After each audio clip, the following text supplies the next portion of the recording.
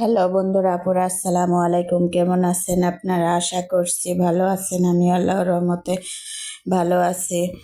আজকে দেখাবো কিভাবে বাড়ির পিসি আলু তেলে ভেজে নিই, অর্থাৎ বাড়ির পিসি আলু ভাজা রেসিপি। কড়াইয়ে প্রথমে কাঁচামরিচ ভেজে নিব, এরপর ওই ভাজা মরিচের উপর সরিষার তেল দিয়ে দেব।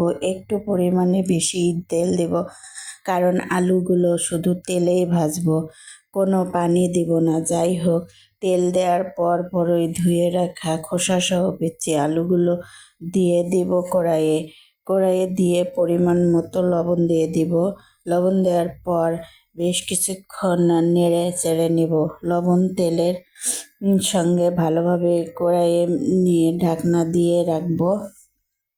এর ফাইনাল লুক পরের ভিডিওতে শেয়ার করব ইনশাল্লাহ। ভালো থেকেন। আল্লাহ।